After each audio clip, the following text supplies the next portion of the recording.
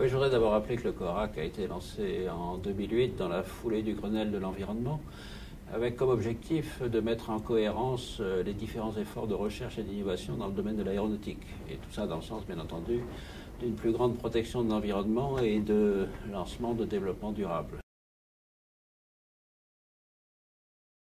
Après 3 ans, je peux dire que le CORAC a réussi à fédérer la filière aéronautique autour d'une feuille de route technologique incluant des plans de démonstration technologiques. Ça a permis également de souder la filière aéronautique autour des grands donneurs d'ordre et des PME et PMI françaises.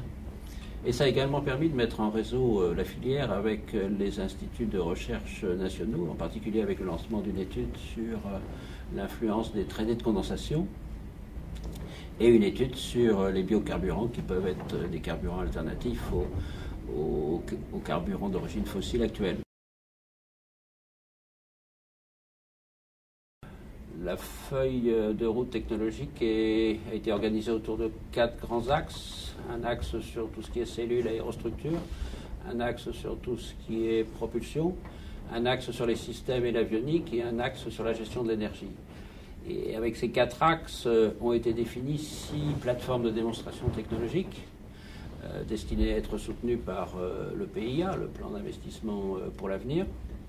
Et on peut dire qu'au jour d'aujourd'hui, donc fin 2011, début 2012, 2 de ces plateformes ont été approuvées par le PIA et la contractualisation est en cours, est largement en cours, et les travaux vont être lancés très rapidement. Alors ces 2 plateformes sont ce qu'on appelle l'avion composite, donc l'introduction de plus en plus de composites dans la structure de l'avion, et le programme appelé EPIS, qui concerne le moteur du futur, et qui également voit l'arrivée massive des composites à l'intérieur du moteur.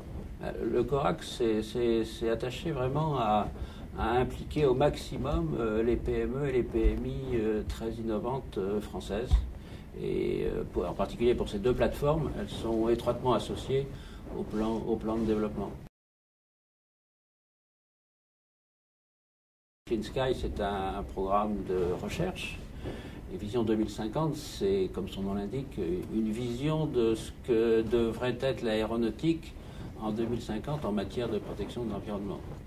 Alors le CORAC s'est bien entendu attaché à ne pas dupliquer les efforts qui sont faits au sein de Clean Sky et à compléter ces efforts, au contraire, pour atteindre les objectifs qui sont fixés. Il faudrait quand même rappeler qui ont été fixés par la CARE en 2020, une division par 2 des émissions de carbone et de la consommation, une division par 2 du bruit perçu et une réduction de 80% des oxydes d'azote. Tout ça par rapport à la situation qu'on connaissait en 2000.